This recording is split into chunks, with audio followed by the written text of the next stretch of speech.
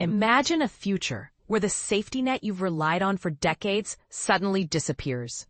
This is the stark reality that 7 out of 10 Americans are grappling with as they worry about the future of Social Security. According to a recent survey by the Transamerica Center for Retirement Studies, TCRS, a division of the nonprofit Transamerica Institute, the concern is palpable.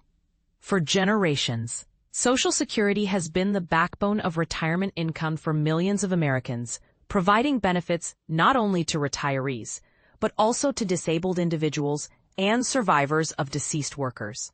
However, despite its enduring significance, the program is on the brink of an insolvency crisis that lawmakers have less than a decade to address. The survey, which polled 10,009 adults aged 18 and above between September 11th and October 17th, 2024, revealed that 71% of non-retirees are worried that Social Security won't be there for them when they retire. This fear is part of a broader set of retirement anxieties, with nearly 9 in 10 Americans, 87%, citing concerns ranging from health issues to financial instability. The top 2 fears are declining health requiring long-term care, 39%, and the potential reduction or cessation of Social Security benefits, 37%. The latest report from the Social Security trustees paints a grim picture. The program's 2 trust funds, the Old Age and Survivors Insurance (OASI) and Disability Insurance (DI) funds, are projected to run out by 2034. At that point, benefits would be funded solely through incoming payroll taxes, leading to an automatic cut of around 21% unless Congress takes action. But here's where it gets controversial. While several options have been proposed by lawmakers, such as the Fair Share Act and raising the retirement age, no significant progress has been made. Doug Carey, founder of WealthTrace and a chartered financial planner, attributes this inaction to the political climate.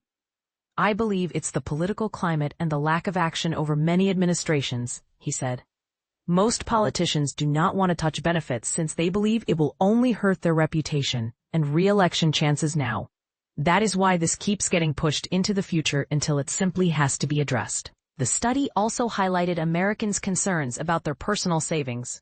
63% of Americans either believe they won't save enough for retirement or, if already retired, they failed to save enough. 28% strongly agree, and 35% somewhat agree with that statement.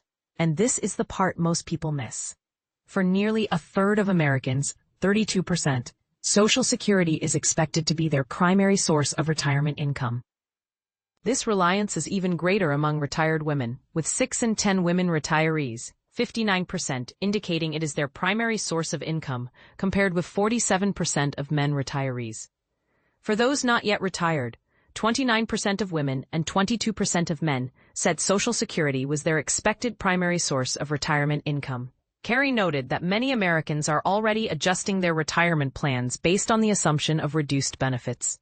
What many people are doing is simply assuming their benefits will be cut by anywhere from 25% to 50%. They can then plan accordingly by retiring later, saving more, or changing their planned spending in retirement, he said. Some choose to claim benefits early at age 62 to lock in payments, believing they are less likely to be reduced once started. Jackson Ruggiero, co-founder of DisabilityGuidance.org, told Newsweek that the poll's findings are unsurprising. The program is facing real financial challenges, but just as importantly, people don't trust Congress to fix it in time, he said. Because of this uncertainty, many people are changing how they plan for retirement. Younger workers especially are focusing more on personal savings through 401ks and IRAs, and some are assuming they'll get little or nothing from Social Security. That's understandable, but also a bit extreme. Looking forward, Ruggiero advised a balanced approach for those concerned about their retirement savings and the future of Social Security. Plan like your benefits might be reduced, not gone. Save what you can now. Take advantage of employer retirement plans, and if possible, delay taking Social Security to get a bigger monthly check, he said. Both experts agreed on one point. Congress is moving too slowly to fix the looming insolvency dilemma. They are doing nothing, and I predict they won't do anything until the year where it's clear Social Security benefits will have to be cut. Currently, that is 2033, Carey warned. This is not the first time Social Security has faced a funding cliff. In the early 1980s, the trust funds were similarly close to depletion. Lawmakers responded with reforms that included faster payroll tax increases, a gradual rise in the retirement age, and taxation of some Social Security benefits. Catherine Collinson, CEO and president of Transamerica Institute, emphasized the importance of Social Security. Social Security has served as the cornerstone of retirement income since its establishment 9 decades ago. It provides millions of older Americans with guaranteed income so that they can retire with greater financial security, she said.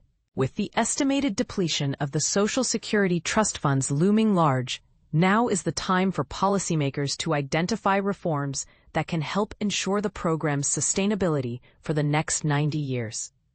So what do you think? Should Congress be doing more to address the Social Security crisis, or are the proposed reforms enough? Share your thoughts in the comments below.